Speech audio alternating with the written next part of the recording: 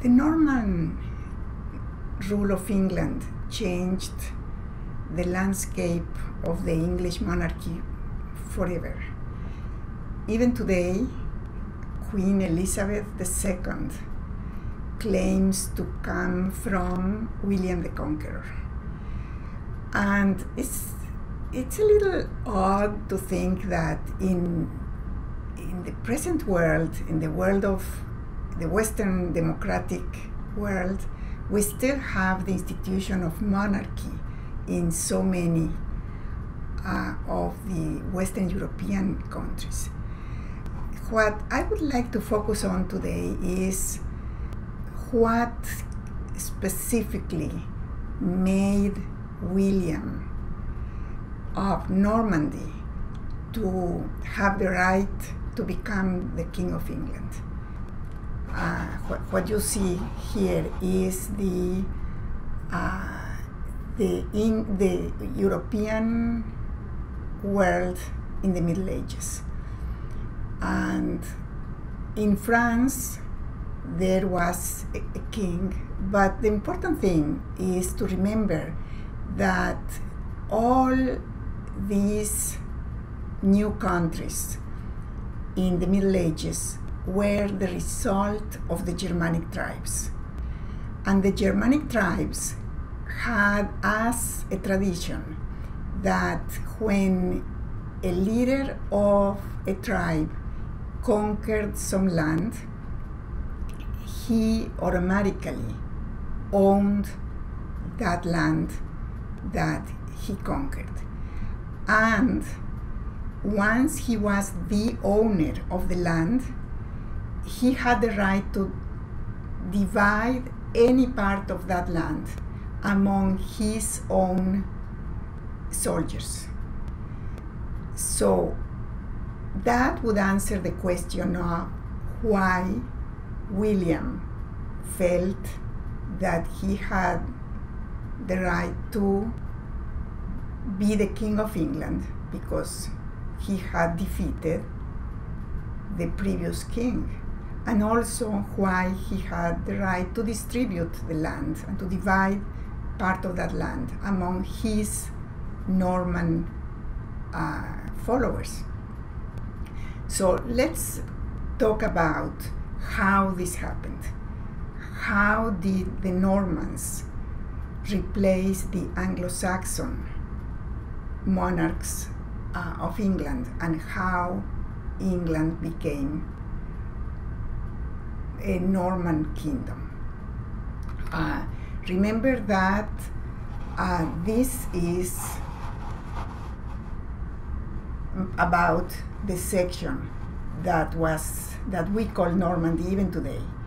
So Normandy was part of France, and the King of France ruled one very small section of France, this little section.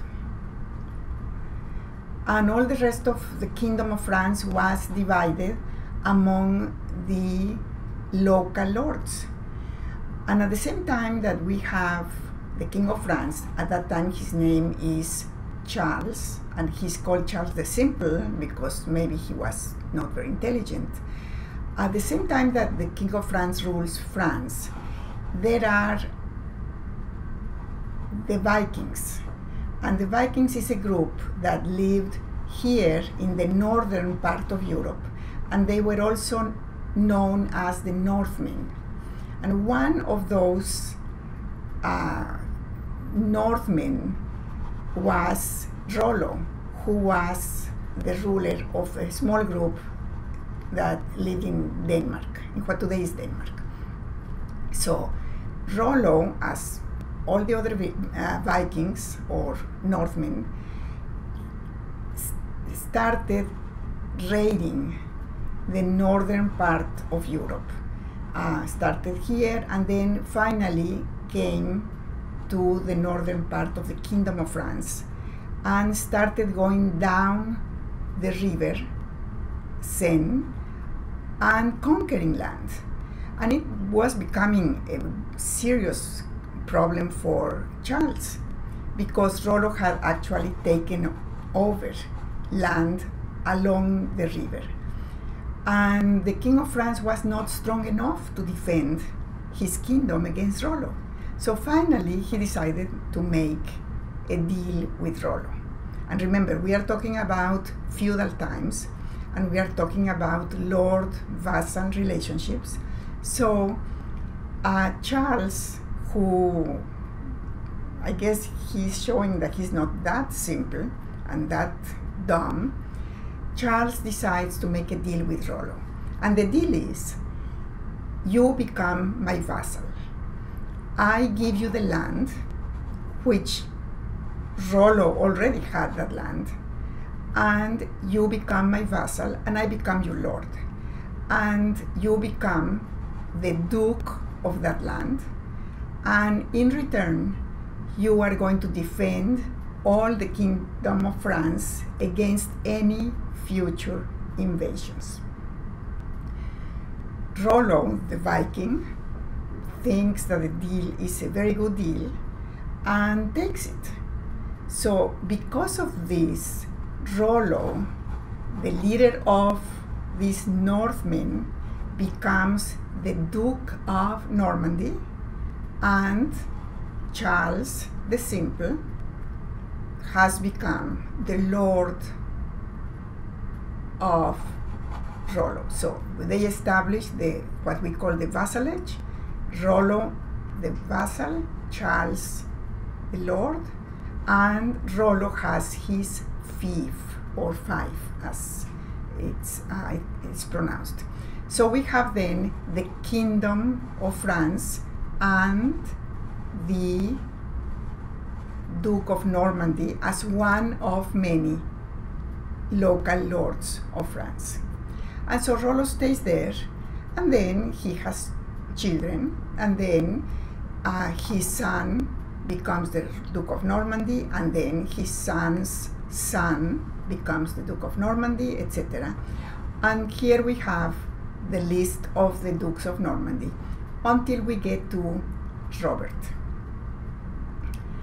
And when we get to Robert, then we have the beginning of an interesting story, because Robert is a very young man who lives in Normandy. And well, let me change back this so I can tell you more about Robert.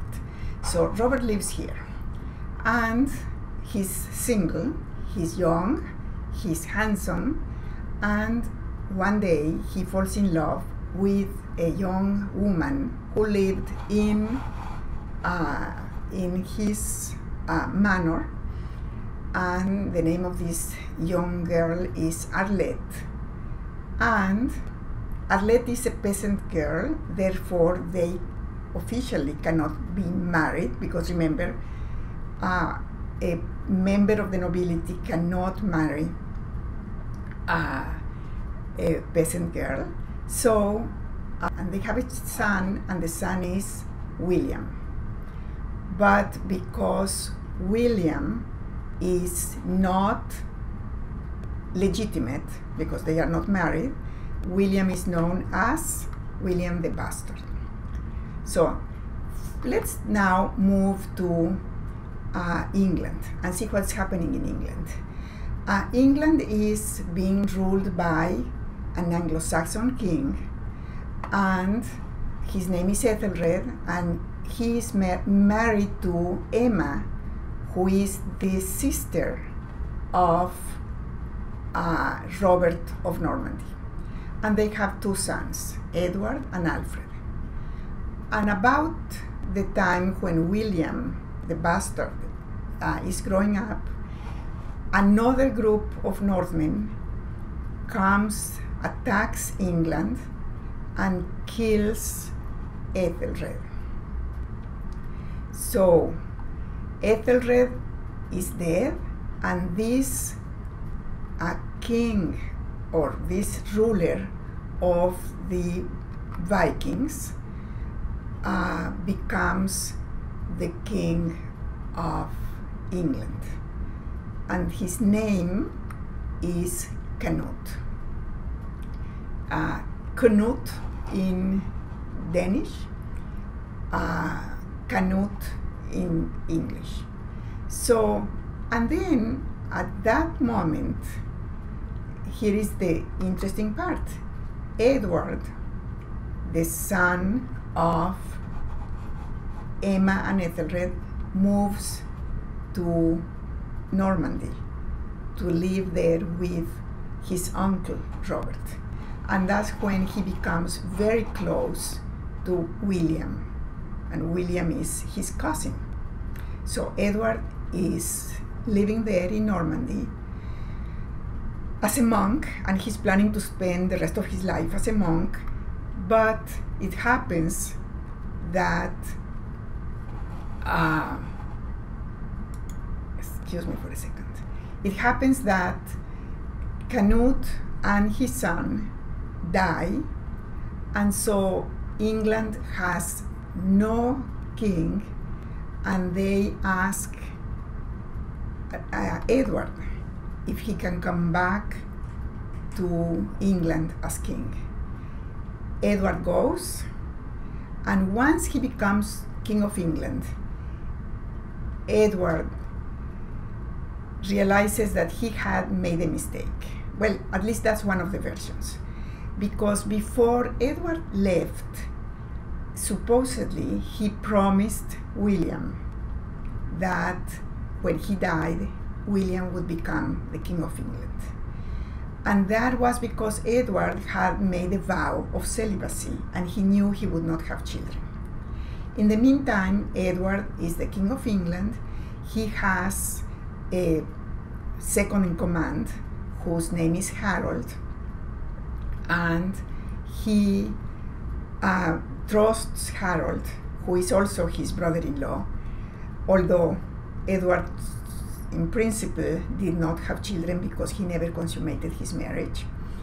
And Edward realizes that maybe it was not a good idea to offer the throne to his cousin William, and he changes his mind and decides that his heir is not going to be William but Harold. And so he asks Harold to go to Normandy and let William know.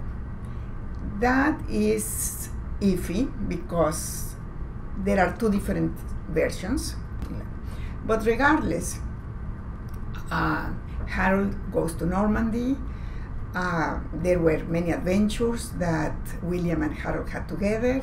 And when Harold goes back to England, Edward is about to die.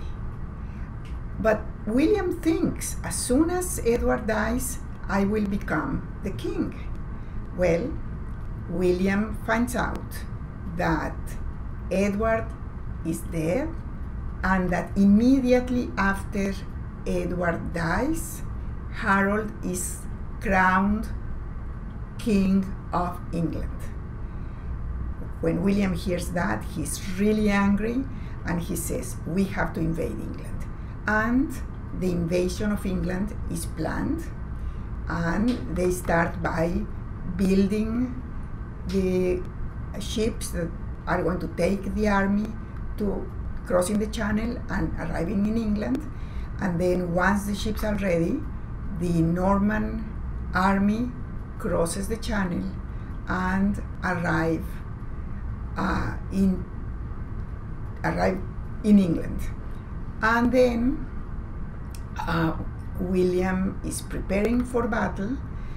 I like this part of the tapestry because it has a star, which is actually a comet, Halley, that appeared then, and they took the star, Stella, as an omen. Both sides think, okay, this is an omen that we are going to win. Well, the battle begins. It's a really bloody, horrible battle. You can see in the pictures how bloody it is. So you can see here in the tapestry all the dismembered bodies and all the horrible things that usually happen in a war. And finally, after a very bloody, horrible war, an arrow pierces Harold's eye, and Harold dies immediately. It was bad luck. An arrow goes straight through his eye when he, if you look here, he is taking his helmet off to show his people that he's there, and then at that moment the arrow pierces his eye and he dies. What we see here is like a slow motion of Harold dying, and we can read here in the Latin part, Harold, king, interfectus est, which means is dead. And that was the end of the Battle of Hastings, and automatically Harold is dead. Therefore the winner, who is William, becomes King of England, and that's how William becomes the first Norman king of England, and after that his dynasty will rule England. It's going to change names, but his dynasty will be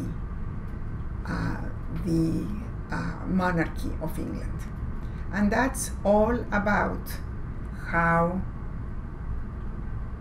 the Kingdom of England went from an Anglo-Saxon dynasty to a Norman dynasty. And that's all we're going to be talking about today.